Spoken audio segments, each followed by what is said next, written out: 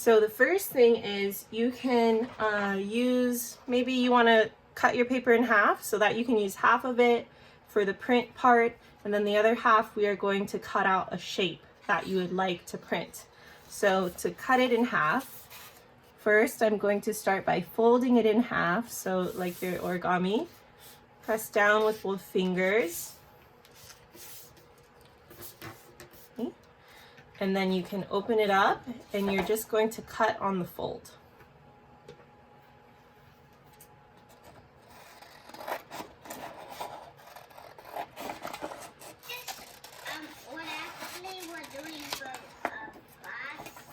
Yes, well, the whole thing was a part of our class. I'm gonna start, doing exercises every once in a while just so that you guys can, experience a little bit more of the creative part. But then we will be continuing with our step-by-step. So that is right, this is their step-by-step. So this one is a print. I printed one of Andy Warhol's prints. So this is his money print. So if you wanted to go off of this one, you could follow me, or you could draw whatever shape you want. You could draw a circle, square, triangle, whichever you would like. So I'm just gonna grab a pencil, and for the money, you want to choose one object or one shape, and then we're going to use different types of paint, different color variations to create it. So for the money, I would start out by drawing in the middle of my paper. I'm going to draw a short horizontal line.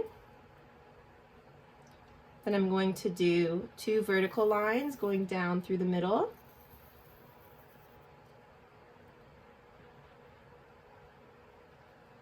And another straight line. So this is going to be this long skinny rectangle going through your money. And then I'm going to draw this S shape. So I'm going to start on the right side of my rectangle, and I'm going to just start out with the S.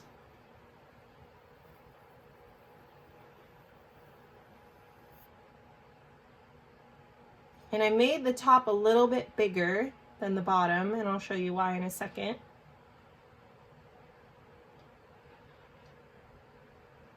Once you're done drawing this S curve, I want you to go back to the top.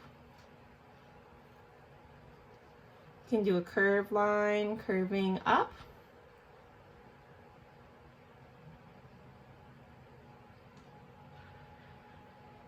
And then you're going to go on the inside of this S curve. So from here, you're going to do a curved line curving around. And now it's going to come out on the outside. It's going to come all the way around and connect here. So this is my S shape. So it's like my money sign. So you can move things around if you want to, just until you get a nice shape that you'd like, because this is our base shape that we're going to use to create the prints for our printmaking. Okay. So the next step you're going to do is cut this shape out.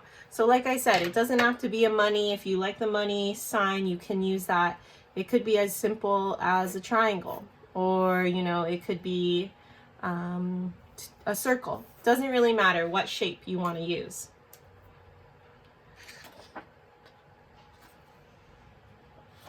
So we are going to cut this shape out. So it's always easier when you start out cutting a simple shape. So, a more geometric shape, which we learned are going to be more, straight lines. And then you can cut closer and cut out all the little details. So then I'm going to start, coming around and cutting all the extra pieces off. So take your time with that.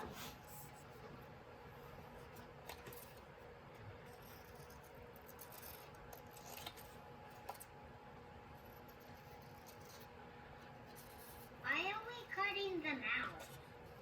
I'll show you in 1 minute. So it's a good question, Osiris. So what we're doing is we're actually creating what we can use to print. So once we have this shape cut out, we're going to use it as almost like the opposite of a stencil.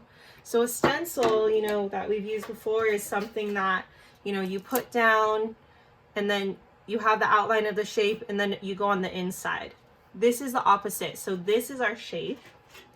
Once we have it cut, we're going to use some watercolor paint. Tempera paint works well too. And then we're going to make a print. So you're going to work quickly. You're going to turn this over, put it on your paper somewhere, press down, and then when you lift it, you will have a print left over. So we're transferring the paint from here onto our paper. And then we can continue to use this over and over and create, you know, different colors. So like we learned in our presentation, usually they would use wood to create this, and they would carve into the wood. People always also use metal plates and use different chemicals to carve into it. So there's different ways to do it, but this is essentially making a print. And Kegel, I'd really love for you to try what we're doing. I know you really want to free draw, but you guys can free draw whenever you want. For today, I wanted to show you guys a new way of working. So just a different process of working rather than just going straight pen to paper. And you know, the cool thing that we learned about printmaking is you can make more than one. So you can just keep using this single shape, this design that we have, and create many, many different prints.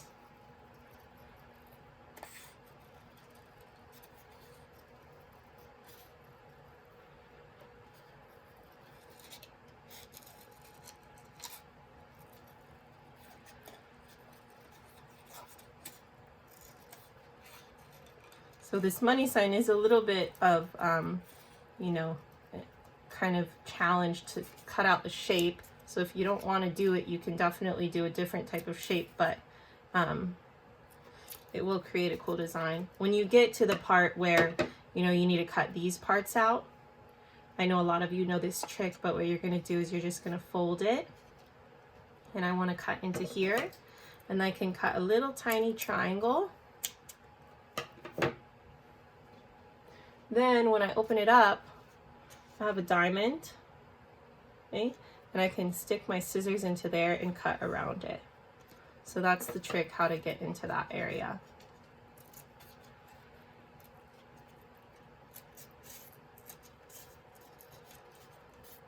The other thing about printmaking is it is a process that takes a lot of time to set up. So a lot of it is just prepping your materials and what you're going to use. And then the printing part is very fast because you want to work really quickly. I took a printmaking class in college, and I actually just really love painting more than printmaking. But the cool thing is you have to be very strategic. So you have to plan out what you're going to do, and you have to work in layers because each color is a different layer. So when you look here, there's a red color I can see. That's one layer behind the green color on top. The yellow is another layer of the entire print.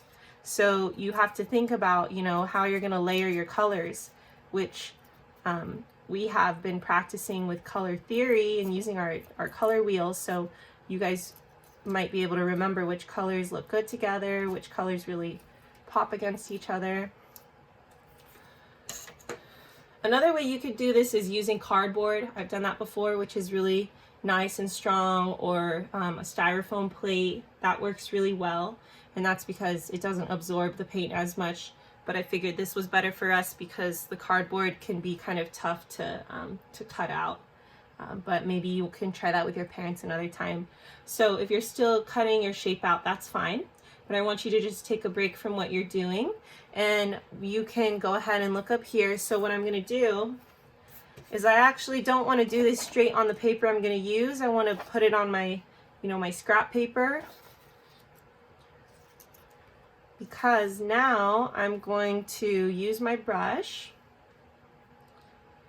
and I'm going to just dip it in my water first. Choose whatever color you want. So I'm going to start with a bright green. So just activate your palette with water. Okay, and then you can add the color onto your cutout.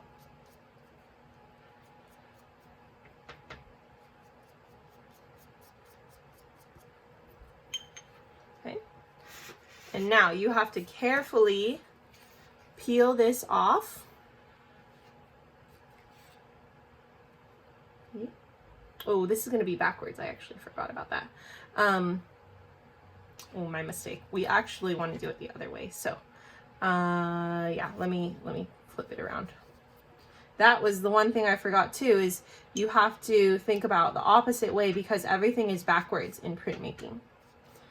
So you have to start out backwards if you want it to be the right side.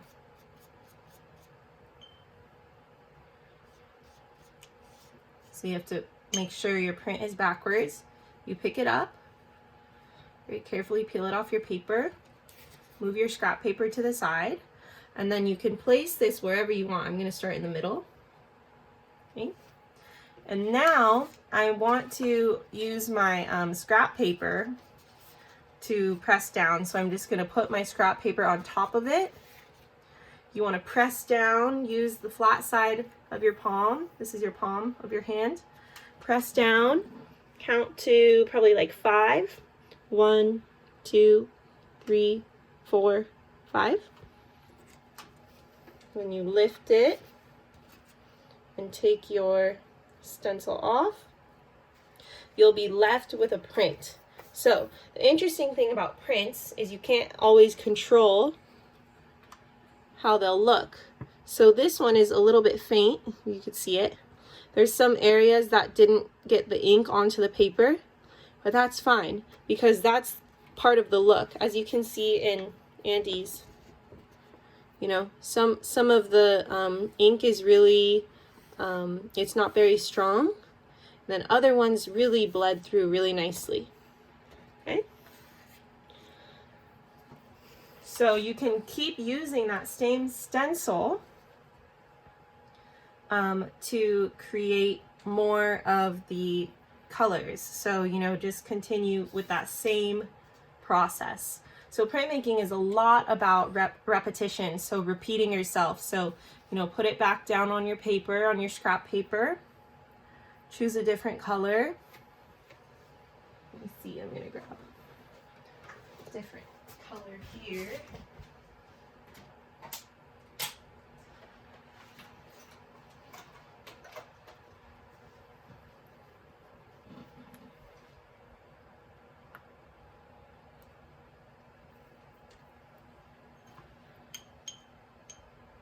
Get your brush, dip it in your color.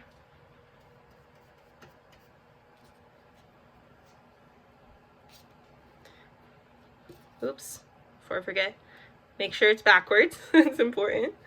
Add that color onto your shape, your cutout.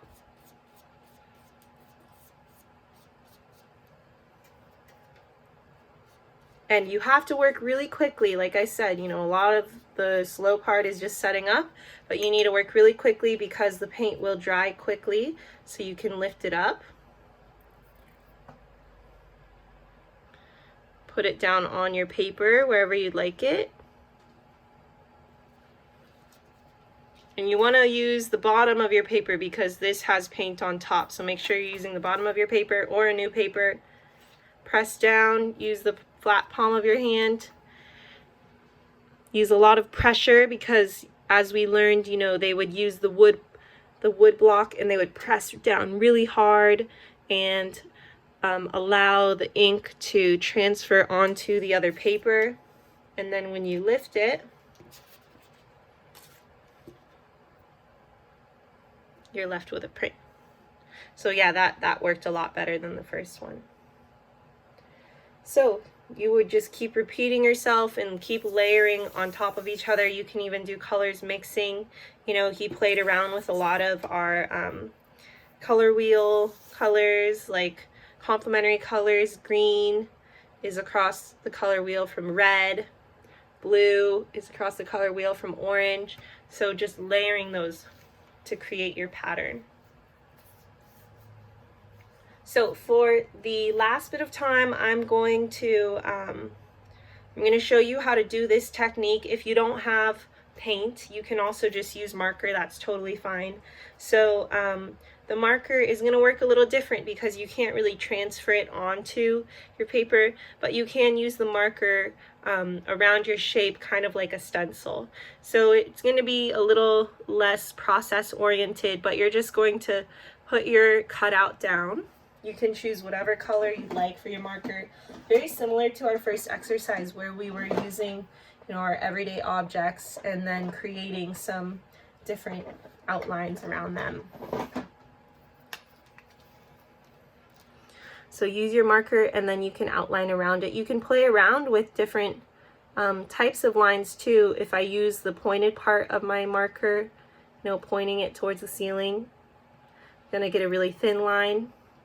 Or I can just color on top of the entire thing and I can get this really thick kind of brush-like looking line, which is something that Andy kind of played around with here.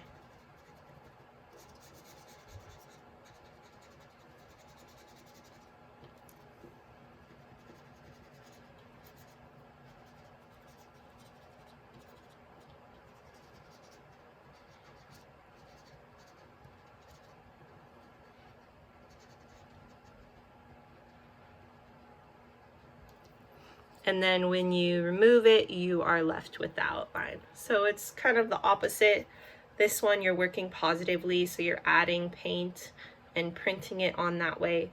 And this one, it's a little bit of the negative space. So looking at the space that is in and outlining the shape there.